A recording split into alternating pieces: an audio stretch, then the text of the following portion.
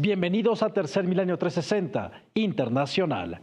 Estas son las que consideramos las verdaderas noticias. La inteligencia artificial no es neutral.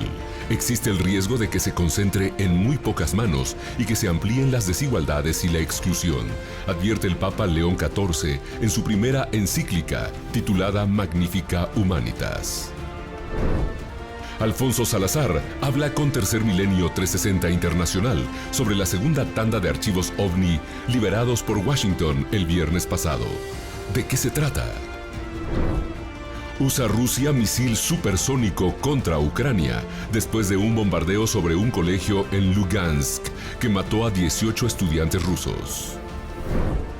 Incrementa la Organización Mundial de la Salud el riesgo por el brote de ébola en el Congo, de alto a muy alto. Ya suman al menos 220 muertos y más de 900 casos sospechosos. Nueva entrega de Abby Love en exclusiva para Maussan Televisión. No se la puede perder.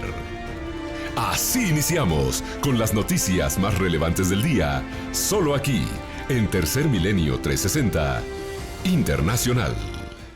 El Papa León XIV escribió su primera encíclica, llamada Magnificat Humanitas, en la cual advierte la amenaza de la inteligencia artificial y cómo en manos de unos pocos podría amenazar al resto de la humanidad. Escuchemos sus declaraciones. El Papa de la Iglesia Católica León XIV convocó a impedir el dominio de la inteligencia artificial sobre la humanidad en su primera encíclica. Este es el primer gran documento doctrinal del pontífice estadounidense publicado oficialmente por la Santa Sede, en el cual lanza una fuerte advertencia para que la inteligencia artificial no domine al ser humano. El texto busca actualizar la doctrina social de la Iglesia frente a los desafíos éticos, laborales y geopolíticos de la era digital. El título de la primera encíclica de León XIV, Magnificat Humanidad, Magnificat Humanitas, las dos primeras palabras en latín del texto, como es tradición, es un documento de 110 páginas dedicado a los efectos de la inteligencia artificial sobre la dignidad humana. La carta pastoral dirigida a toda la Iglesia tiene como subtítulo sobre la custodia de la persona humana en el tiempo de la inteligencia artificial, en el que el primer papa estadounidense de la historia advierte de que la IA no puede considerarse moralmente neutra y reclama desarmarla para evitar que domine al ser humano. Expressed in Magnificat Humanitas. Magnificat Humanitas. La inteligencia artificial necesita ser desarmada. La palabra es fuerte, lo sé, pero elegida deliberadamente, porque este momento necesita palabras capaces de atraer la atención, despertar conciencias e indicar caminos a seguir para la humanidad. La Iglesia ha estado trabajando durante mucho tiempo por el desarme nuclear, consciente de que todo gran poder técnico puede afectar la vida de las personas y, por lo tanto, debe de ir acompañado de un discernimiento moral adecuado y control público. El documento aborda el impacto de la tecnología, alertando sobre el peligro de que los algoritmos y plataformas queden bajo el control de pocas empresas privadas.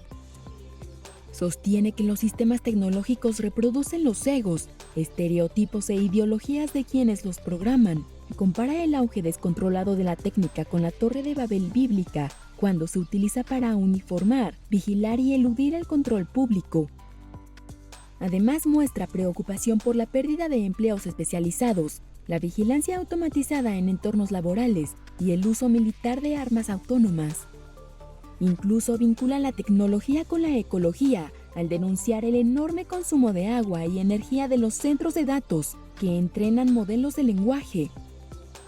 Este documento fue firmado formalmente el 15 de mayo de 2026, coincidiendo de manera exacta con el 135 aniversario de la encíclica Rerum Novarum de León XIII, en 1891, la cual fundó la doctrina social de la Iglesia para defender a los obreros durante la Revolución Industrial. A diferencia de la tradición donde las encíclicas solo se envían por escrito, el propio pontífice León XIV la presentó en público en el Vaticano, y para la exposición del documento la Santa Sede invitó a expertos externos de la industria tecnológica, entre ellos Chris Solá, cofundador de Anthropic. Tal parece que en estos momentos en el mundo estamos en tiempos de no poder llegar a resoluciones diplomáticas. Irán dice que no logró un acuerdo de paz con los Estados Unidos. Y por otro lado, en las Naciones Unidas no se logró una resolución para el acuerdo de no proliferación de armas nucleares. ¿Por qué el mundo está de esta manera en la actualidad? Aquí todos los detalles.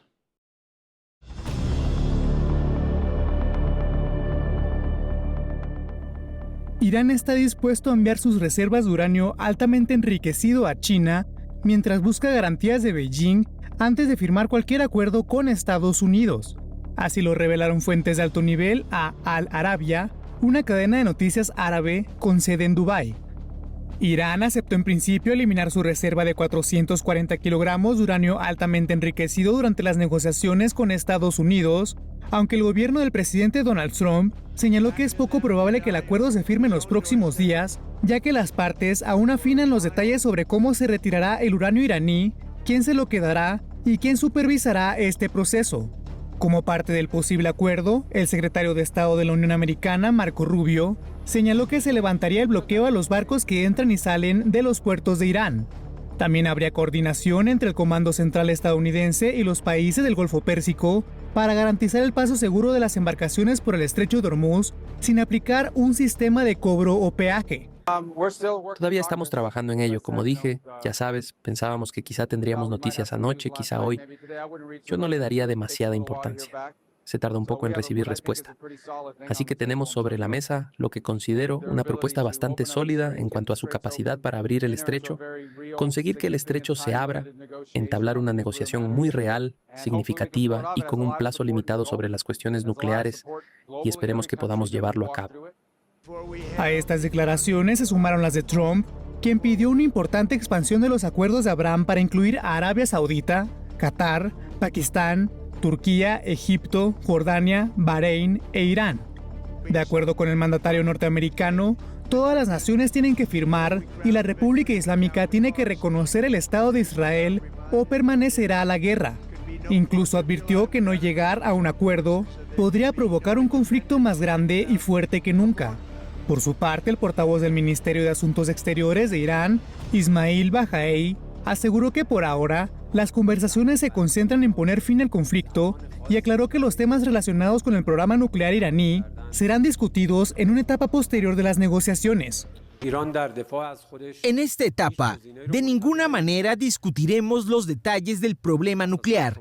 El memorando de entendimiento de 14 puntos se centra en poner fin a la guerra. Si eso sucede, durante un periodo de 60 días, se discutirán cuestiones relacionadas con la energía nuclear. Y mientras las tensiones políticas y militares continúan marcando la relación entre Irán y Estados Unidos, el conflicto también comienza a tener impactos en otros ámbitos, incluso en el deportivo. La selección de Irán que participará en el Mundial permanecerá en Tijuana luego de que Estados Unidos le negara el ingreso a Arizona. La presidenta de México, Claudia Sheinbaum, confirmó que el equipo iraní podrá establecer su base en territorio mexicano durante la Copa del Mundo. Estados Unidos no quiere que la selección iraní se quede a pernoctar en Estados Unidos. Nos preguntaron, pero sí van a jugar los 3 partidos allá. Entonces nos preguntaron, ¿pueden pernoctar en México? Y dijimos, sí, sin problema, no tenemos ningún problema. Evidentemente, si hay un problema de una enfermedad contagiosa, pues hay que tomar medidas de filtros sanitarios que garanticen pues que no van a contagiar en México. Las negociaciones entre Irán y Estados Unidos avanzan en medio de tensiones militares, advertencias políticas y presión internacional por evitar una nueva escalada en Medio Oriente. Mientras el mundo sigue atento a un posible acuerdo nuclear, la región continúa marcada por la incertidumbre y el riesgo de un conflicto mayor.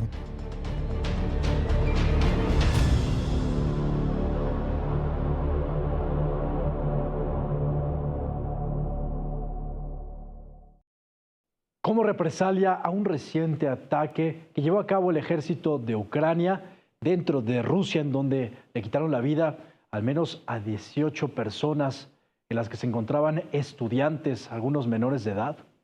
Rusia atacó con todo a la ciudad de Kiev, utilizando incluso a un misil hipersónico, el cual tiene la capacidad de llevar armas nucleares. Aquí le presentamos la situación que se vive en estos momentos, allá entre Ucrania y Rusia.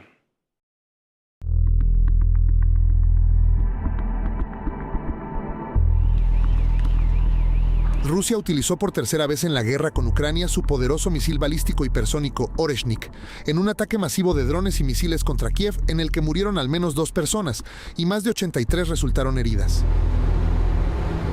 El presidente ucraniano Volodymyr Zelensky aseguró que los blancos eran servicios civiles.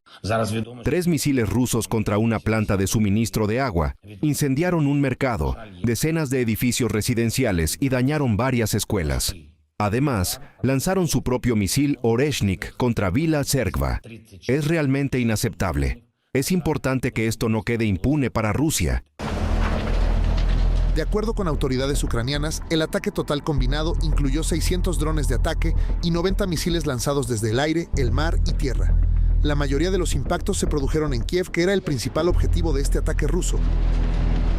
Las defensas aéreas ucranianas destruyeron o inutilizaron 549 drones y 55 misiles. Fue una noche terrible y nunca habíamos visto nada igual en toda la guerra.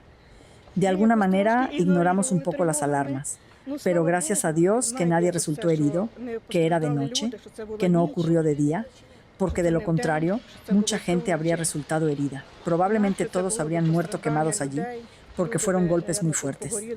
El Ministerio de Relaciones Exteriores de Albania informó que la residencia del embajador albanés en Ucrania fue alcanzada durante el ataque y denunció el hecho como inaceptable. Poco antes, el presidente de Rusia, Vladimir Putin, denunció un ataque con drones contra una residencia universitaria en Lugansk, al este de Ucrania, un territorio ocupado por Rusia. Dijo que no había instalaciones militares ni de las fuerzas del orden cerca de la universidad, por lo que el mandatario dijo que ordenó al ejército ruso que tomara represalias, lo que derivó en el ataque masivo. El saldo del ataque ucraniano fueron 21 personas muertas y 42 heridos de acuerdo con autoridades rusas. En estos momentos estamos brindando asistencia médica a 40 heridos. 14 de ellos son menores de edad. Hemos evacuado a los pacientes más graves a Luhansk. 4 pacientes se encuentran actualmente en el Hospital Clínico Republicano.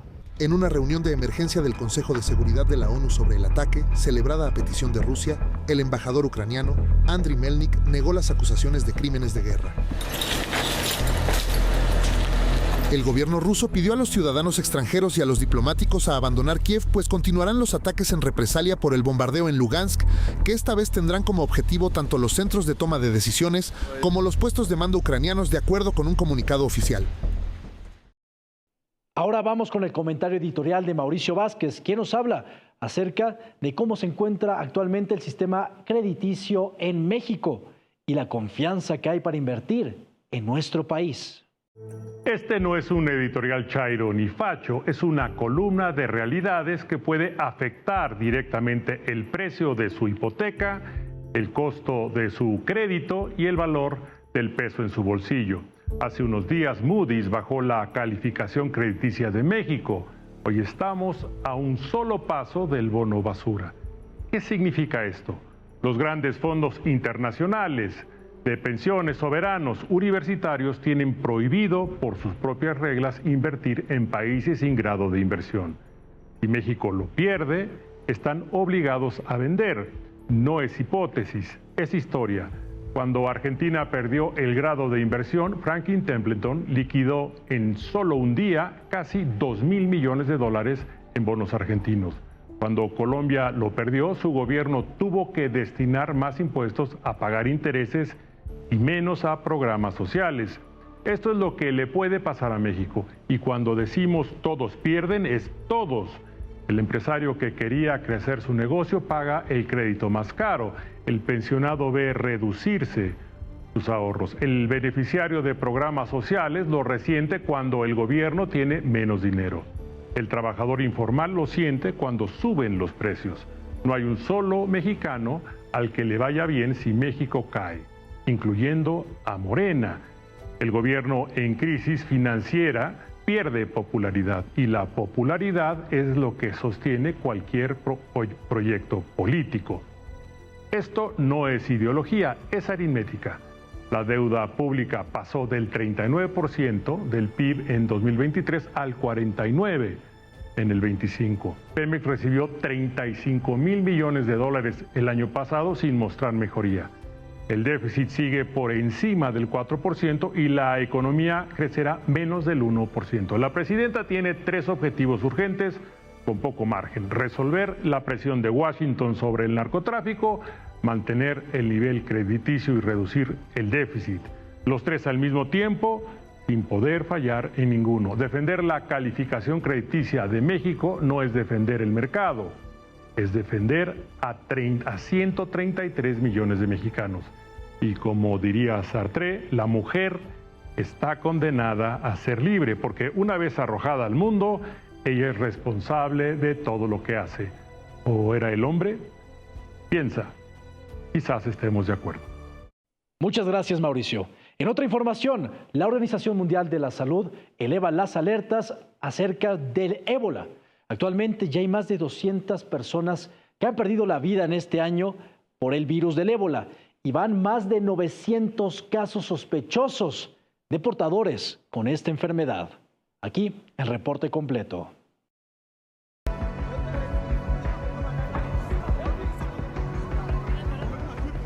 Ante el aumento acelerado de contagios sospechosos por ébola y las dificultades para contener la enfermedad, autoridades del noreste de la República Democrática del Congo, África, prohibieron velorios y reuniones de más de 50 personas.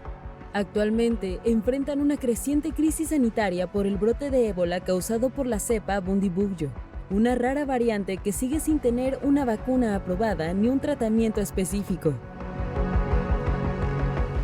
Actualmente ya se han registrado 220 muertes y más de 900 casos confirmados. La medida fue anunciada en la provincia de Ituri, epicentro del brote, donde también se ordenó que los funerales se realicen bajo estrictos protocolos sanitarios para evitar nuevos contagios. Nos enteramos de que la enfermedad está aquí, pero tenemos miedo porque causa muchas muertes.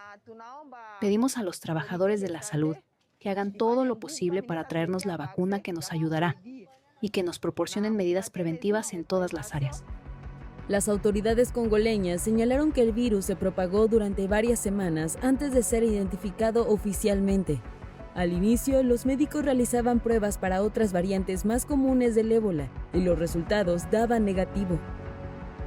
La situación se vuelve aún más delicada porque el brote ya alcanzó provincias controladas parcialmente por grupos rebeldes, particularmente Kivu del Norte y Kivu del Sur, donde opera el movimiento armado M23 respaldado por Ruanda, según el gobierno congoleño y organismos internacionales.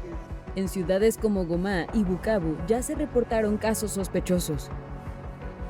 Organizaciones como Médicos Sin Fronteras han advertido que la inseguridad ha provocado la salida de médicos y enfermeras de varias comunidades, dejando hospitales prácticamente colapsados. Uno de los principales obstáculos para contener el brote ha sido la desconfianza de parte de la población. Durante la última semana, 2 centros de tratamiento fueron incendiados por habitantes molestos con las restricciones sanitarias y los protocolos de entierro. En Mongualú, una multitud atacó una instalación apoyada por Médicos Sin Fronteras, lo cual provocó la fuga de 18 pacientes sospechosos de ébola, cuyo paradero aún se desconoce. Naciones Unidas anunció la liberación de $60 millones de su Fondo Central para Emergencias, con el fin de fortalecer la respuesta sanitaria en la región. Por su parte, Estados Unidos prometió $23 millones adicionales para apoyar operaciones en Congo y Uganda, incluyendo la instalación de hasta 50 clínicas especializadas para tratamiento del ébola.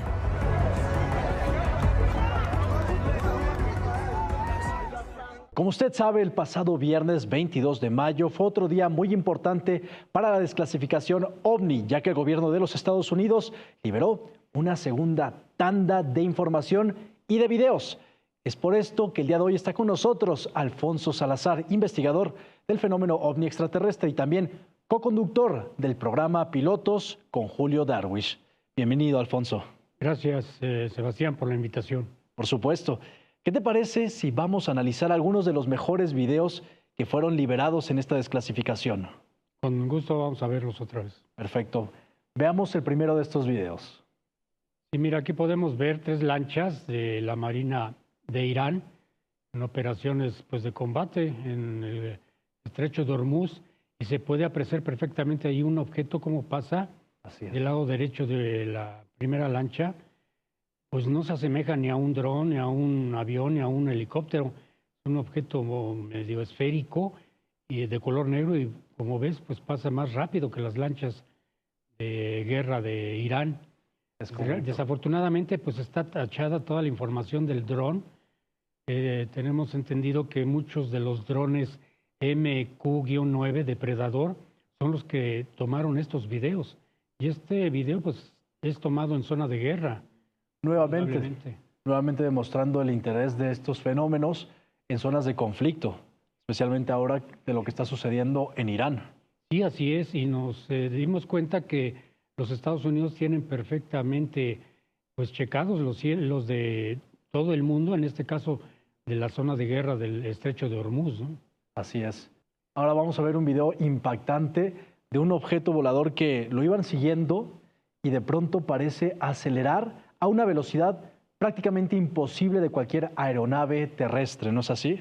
Sí, mira, aquí podemos ver que pues prácticamente va a una velocidad supersónica parecida a cualquier avión de combate, y en ese momento acelera pues el triple o 4 veces la velocidad del sonido. Indudablemente es otro de los videos que fueron tomados por estas plataformas de combate, como lo son los drones MQ-9. Este es otro video. Del mismo objeto con otro filtro. Así es, pudimos observar que los objetos se tomaban con filtro normal o con la visión de la cámara normal, y aquí podemos ver cómo se ve el objeto a menor velocidad del video, y puedes verlo tú ahí, es un plato volador brillante. Cómo se acelera a una velocidad tremenda. Es impactante porque esto no cabe duda, Alfonso, que se trata de una tecnología superior a la nuestra. Hoy en día no contamos con ese tipo de aeronaves que aceleren de esa manera súbita, y menos que sean tripuladas, ya que esa fuerza causaría también que las personas que estuvieran dentro de esa aeronave pues pudieran perder la vida al tener tal velocidad de arranque. Por la aceleración, ¿no? Un cuerpo humano no soportaría una aceleración tan fuerte, ¿no? De esa manera. Sí, es indudable que toda esta desclasificación, pues para nosotros los investigadores, pues es oro molido, ¿no? Porque nos están confirmando lo que muchos años estuvimos hablando, por ejemplo, con el licenciado Jaime Maussan, sobre mira, aquí este es el mismo video con otro filtro en infrarrojo, y pues se ve ahí perfectamente la tremenda aceleración del objeto, ¿no? Y se ve perfectamente cómo está volando este objeto, y en el momento de que esta plataforma está tomando el video es cuando se puede observar. Es correcto. Este otro video para mí es muy importante en la desclasificación, Alfonso, ya que lo presentamos aquí en Maussan Televisión hace algunos meses atrás. Fue liberado como una filtración de parte del Pentágono, y ahora vienen a confirmar que sí era del gobierno de los Estados Unidos esta evidencia. Parece ser un disco volador de gran tamaño que había sido captado en Afganistán. Así es, otra zona de guerra, en la cual los norteamericanos estuvieron por muchos años ahí, pues realizando operaciones de bombardeo en represalia por lo que sabemos de los incidentes del 11 de julio. Y efectivamente... 11 de septiembre, sí. 11 de septiembre, perdón. Y como dices tú, efectivamente este objeto, pues se ve cómo está entre las nubes, sale, entra, y por el cálculo que se ha hecho, nos platicaba nuestro amigo Rojo de allá de España, que tiene un diámetro de aproximadamente 100 metros. Enorme. Un objeto enorme. Y ahí como puedes ver, mira cómo entra y sale de las nubes. Correcto. Y es tomado perfectamente con la cámara de este dron de vigilancia de ataque. Y si podemos observar unos detalles de este objeto, en el momento que pasa por debajo de las estrellas, también las estrellas se pueden ver en la superficie del objeto, demostrando que tiene una tecnología en la cual se camuflajean ante nuestra vista. Y en esta ocasión, gracias al equipo militar que cuenta Estados Unidos, podemos captar estos objetos aunque se estén escondiendo de nosotros. Sí, así es. Podemos ver que pues, estos objetos se pueden ver a simple vista, pero con estos aparatos es impresionante los videos que se toman, ¿no? Aquí tenemos otro. Tenemos entendido que fue grabado en Irak, en otra zona de guerra. Sí. Eso es lo que nos llamó la atención, que muchos de estos videos están tomados y ahí perfectamente se ve cómo pasa este objeto volador no identificado y que pues en el momento que estaba el dron vigilando, pues aparece ese objeto volador no identificado. Todos estos drones pertenecen a la Fuerza Aérea de los Estados Unidos y algunos otros son de la Marina de los Estados Unidos. De acuerdo. Vamos con el siguiente video. En este es uno muy importante también al apreciar el momento en que un objeto puede rebasar a un avión, no sé si era comercial o militar, pero demuestra que tienen mayor velocidad, ¿no? Sí. Tiene un tamaño menor al de la aeronave, sin embargo, pues le gana en este recorrido. Sí, mira, yo revisé este video, es un jet ejecutivo, al parecer es un Grumman 4, y se ve perfectamente cómo es rebasado a la velocidad del doble a la que va el jet. Estamos hablando de ese avión no deber estar volando como a 1000 kilómetros por hora y se ve perfectamente en la parte inferior como lo rebasa el ovni. Y aquí podemos ver las tomas desde el otro dron MQ-9 Depredador, ¿no? Sí, en este video vamos a apreciar uno increíble porque muchos de los que vimos eran en el espectro infrarrojo y se ven de color blanco y negro. Sin embargo, este es a todo color. Es muy breve el video, pero se puede apreciar cómo hay un objeto luminoso tipo discoidal frente a militares. Me comentabas que esto había sido en Rusia. Sí, tenemos entendido que al parecer este objeto volador no identificado con una luz azul muy brillante, pues estaba estacionado cerca de una base militar en Rusia. Este otro video también al parecer fue tomado en Estados Unidos. Como te digo, está muy bien vigilado el espacio aéreo de los Estados Unidos. Sí. Y ahí perfectamente podemos ver una esfera negra. Este creo que es uno de los que dura más, creo que como 6 minutos. Y se puede observar cómo ya lo detectó el piloto que está guiando a zona remota al dron y pueden tomar el objeto. Ahí se ve perfectamente las montañas cerca de esta población allá en Estados Unidos. Y como ves, pues lo va siguiendo ya el dron con su lente. Es un objeto esférico, ahí se hace el acercamiento. Inclusive se le puede ver el reflejo de la luz del sol en la superficie de este objeto. Sí, así es. Ahora, lo que no comprendemos, pues, ¿por qué no lo toman directamente con el lente normal, ¿no? Lo toman siempre con infrarrojo y pues ves ahí las tachaduras, como pues, todos estos videos fueron censurados, ¿no? Por parte, no sé, tal vez del Pentágono, para no saber las capacidades de los drones, ¿no? Con los cuales fueron tomados estos videos. Bueno, Alfonso, muchas gracias. Gracias por la invitación, es un gusto estar aquí otra vez. Gracias, Alfonso. Y en otra información, China envía astronautas a su estación espacial con la intención de irlos preparando para llegar a la Luna. Uno de estos astronautas permanecerá durante todo un año en el espacio para conocer cuáles son los efectos en el cuerpo humano. Veamos la información. Durante las últimas horas del domingo 24 de mayo de 2026, China lanzó la nave Shenzhou 23 con destino a la estación espacial Tiangong, que orbita la Tierra.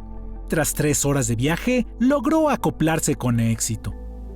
La tripulación está integrada por 3 astronautas, incluyendo a la primera persona originaria de Hong Kong. Se trata de Li Jiajing, una mujer de 43 años que solía trabajar como policía. Uno de los objetivos de esta misión es estudiar los efectos negativos en el cuerpo humano de permanecer por largo tiempo en el espacio. Y para ello, uno de los astronautas se quedará un año en la estación Tiangong. ¿Quién de ellos será el elegido? Es algo que se decidirá posteriormente. El objetivo de estudiar los efectos de la microgravedad que existe en el espacio, en el cuerpo humano, es prepararse para futuras misiones a la Luna y Marte, ya que China buscará, en los próximos años, crear una base permanente en nuestro satélite natural, que servirá como un punto intermedio hacia el planeta rojo. Desde que en 2011 los Estados Unidos excluyeron a China de la Estación Espacial Internacional, el gigante asiático ha realizado grandes avances en su programa espacial, lo cual le ha permitido ser la única nación en alunizar con un vehículo robótico en el lado oculto de la Luna y crear su propia estación espacial, la Tiangong, nombre que quiere decir Palacio Celestial. Ahora China se propone crear una base en la Luna junto a Rusia, que podría estar manejada permanentemente por robots, algo que hace unos pocos años era ciencia ficción.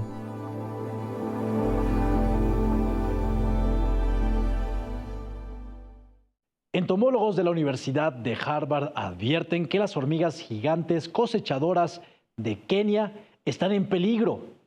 Los culpables, por supuesto, son los traficantes y las personas que las compran para tenerlas como animales exóticos.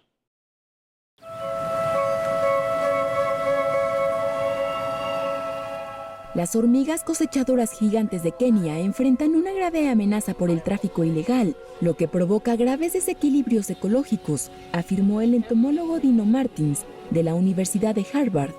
Las hormigas de esta especie son extraídas de la sabana y son codiciadas por coleccionistas internacionales y el mercado de mascotas exóticas. Lo que en su día fue interés de pocos apasionados, acabó dando paso a sofisticadas redes de coleccionistas, intermediarios y contrabandistas. El experto en hormigas Dino Martins dijo que estos insectos rojos y negros se han convertido en el centro de un comercio internacional de contrabando. En diversas páginas web europeas, las reinas se venden por aproximadamente $230. Aunque figuran como no disponibles, cada vez es más fácil comprarlas con los contactos adecuados, dijo Ryan, un francés de 25 años de edad. Ryan agregó que las hormigas le resultan hipnotizantes y querían las recolectoras más grandes, así que compró un kit que incluía una reina y 12 obreras a un vendedor. Las hormigas reinas llegan a medir hasta 25 milímetros y son codiciadas por coleccionistas de Asia y Europa debido a sus colores, su comportamiento social complejo y su longevidad, ya que pueden vivir hasta 60 años. Los traficantes locales recogen masivamente a las reinas justo después del vuelo nupcial, es decir, cuando salen a aparearse tras las lluvias. Las ocultan individualmente dentro de tubos de ensayo modificados, jeringas y cápsulas acondicionadas con algodón húmedo para mantenerlas vivas hasta por 2 meses. Como ingenieras de ecosistemas, los nidos de hormigas crean una estructura en el paisaje que asegura que la lluvia se filtre en el suelo y esté disponible para las plantas, por lo que las hormigas desempeñan muchos roles diferentes de los que dependen tanto los humanos como el ganado, como las vacas y la vida silvestre. No habría sabana sin estas hormigas. El entomólogo Dino Martins dijo que considera que el contrabando es poco ético simplemente porque las hormigas tienen sentimientos. Además señaló que las hormigas son ingenieras del ecosistema y su tráfico está causando un efecto dominó. Las autoridades kenianas temen una nueva forma de caza furtiva, centrada menos en el marfil y las pieles, y más en los insectos, los reptiles y las plantas raras.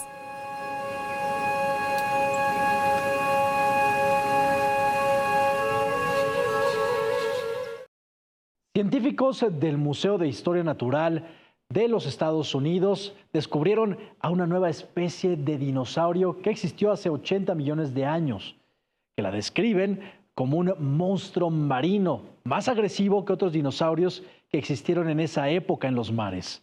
Y a este lo bautizaron con el nombre de Tylosaurus rex. Vamos a conocerlo.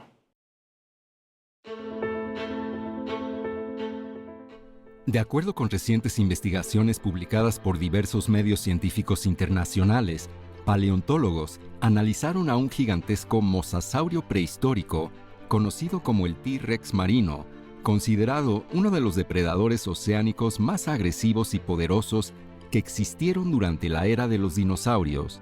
Científicos explicaron que este enorme reptil marino pertenecía al género Tylosaurus, un mosasaurio capaz de alcanzar más de 12 metros de longitud y equipado con mandíbulas diseñadas para triturar huesos y despedazar grandes presas. Estudios recientes revelan que el llamado T-Rex marino poseía una mordida extremadamente poderosa y dientes cónicos capaces de perforar caparazones, huesos y tejidos resistentes dentro de los océanos del período Cretácico. Investigadores encontraron evidencia fósil que demuestra que este depredador podía atacar prácticamente cualquier animal marino de su ecosistema, incluyendo peces gigantes, tortugas marinas e incluso otros mosasaurios. Este enorme reptil marino es un gigantesco depredador oceánico que habitó los mares hace aproximadamente 80 millones de años. Paleontólogos explicaron que este reptil evolucionó a partir de antiguos lagartos terrestres que con el paso de millones de años desarrollaron cuerpos hidrodinámicos, aletas y colas adaptadas para desplazarse eficientemente en ambientes marinos. Algunos estudios comparan al Tylosaurus con el Tyrannosaurus rex debido a su papel como superdepredador dominante, aunque en este caso gobernando los océanos y no la superficie de la Tierra. Y aunque el megalodón vivió millones de años después, científicos comparan al Tylosaurus con este gigantesco tiburón prehistórico debido a que ambos fueron superdepredadores marinos capaces de dominar la cadena alimenticia de los océanos en distintas eras de la historia de la Tierra. Los océanos del período Cretácico albergaban criaturas gigantescas y altamente peligrosas, pero el llamado T-Rex marino destacó como uno de los depredadores más letales jamás descubiertos por la paleontología moderna. Ahora vamos con la participación del director de astrofísica de Harvard, Avi Loeb, quien nos habla acerca del proyecto Galileo, una iniciativa científica para buscar tecnología y vida extraterrestre. Cuando el director de la Inteligencia Nacional envió el primer informe al Congreso de los Estados Unidos de que había fenómenos anómalos no identificados, fue solo unos meses después de que se publicara mi primer libro llamado Exoterrestre sobre Oumuamua y la posibilidad de que fuera de origen tecnológico. Y me di cuenta de que no solo son objetos interestelares lejos de la Tierra que pasan cerca de la Tierra, sino también objetos potencialmente cercanos a la Tierra. Porque si tienes, por ejemplo, una nave nodriza, una nave espacial que pasa por el sistema solar interior y sube minidrones de prueba, algunos de los cuales pueden llegar cerca de la Tierra y monitorear lo que pasa alrededor de la Tierra, así que puede haber objetos tecnológicos de origen interestelar muy cercanos a la Tierra. Y aquí las agencias de inteligencia están descubriendo objetos no identificados. Los ven en la atmósfera de la Tierra, pero también hay reportes sobre los océanos.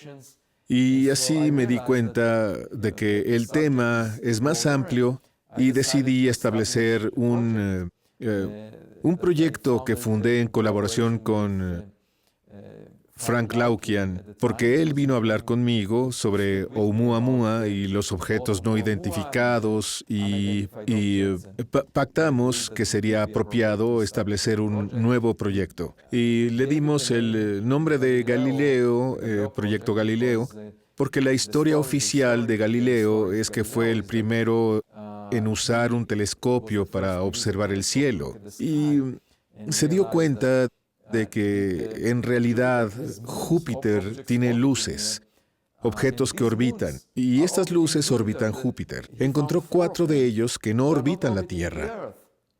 Y en ese momento se pensaba que la Tierra estaba en el centro del universo. El Vaticano estaba muy triste por esta conclusión de Galileo y lo metieron a la cárcel. En principio, solo querían que su voz no fuera escuchada en público, porque fue contra el dogma de la Tierra en el centro del universo. Y luego en 1992, 350 años después de la muerte de Galileo, el Vaticano admitió que Galileo tenía razón. Galileo sirve como modelo en muchas maneras. Encontró la ciencia moderna basada en evidencia y datos. Y así Así es como abordamos el universo hoy en día. Recolectamos datos usando telescopios y tratamos de descubrir lo que está ahí afuera. Así que el proyecto Galileo cuenta con observatorios que hemos construido. Hasta ahora hay 3 de ellos, para observar el cielo y buscar objetos cerca de la Tierra que podrían ser de origen tecnológico extraterrestre. Ahora estamos observando millones de objetos con estos 3 observatorios. Uno de ellos está en Massachusetts, otro en Pensilvania y el tercero en Nevada. Y usamos la inteligencia artificial para buscar a los extraterrestres. Podemos inferir usando los sitios de observación en 3 locaciones diferentes. Estamos mirando el mismo objeto desde diferentes direcciones. Estos sitios de observación están separados por 10 kilómetros en nuestro observatorio en Nevada, por ejemplo. Y así nos permite descubrir la altitud, la distancia de un objeto, pero también la velocidad y la aceleración. Así que preguntamos si el objeto se comporta de maneras que pueden ser explicadas en términos de tecnologías humanas. Y sabemos cómo se mueven los aviones, tenemos datos sobre helicópteros, esferas, drones, satélites, y básicamente estamos buscando extraterrestres, objetos que se desvían significativamente del molde de comportamiento de las tecnologías humanas.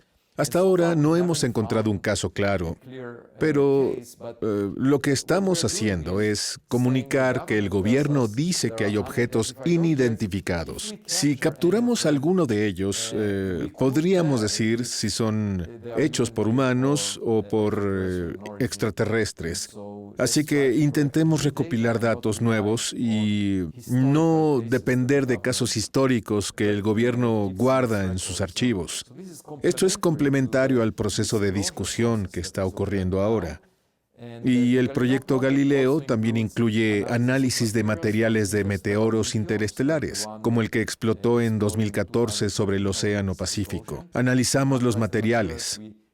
Actualmente tenemos un nuevo artículo en el que demostramos, sin ninguna duda razonable, que algunos de los materiales que recopilamos en una expedición en junio de 2023 vienen de fuera del sistema solar. Así que tenemos evidencia para eso. Y luego, por supuesto, el estudio de objetos interestelares es de gran interés para el proyecto Galileo. Estos objetos no vienen cerca de la Tierra, pero tienen anomalías que pueden indicar que son tecnológicos de origen.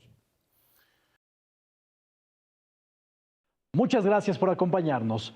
Lo invitamos a que se suscriba a todos nuestros canales de YouTube para que siempre esté enterado con la última información de lo que consideramos las verdaderas noticias.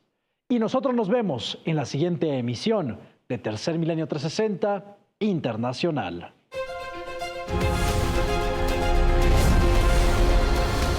Esto fue Tercer Milenio 360 Internacional. Encuentra todos los programas de Maussan Televisión en YouTube. Únete a nuestros nuevos canales: Misterio, Descubrimiento, Bienestar, Medio Ambiente y, por supuesto, sintoniza nuestra señal en vivo las 24 horas del día. Maussan Televisión. Buena televisión.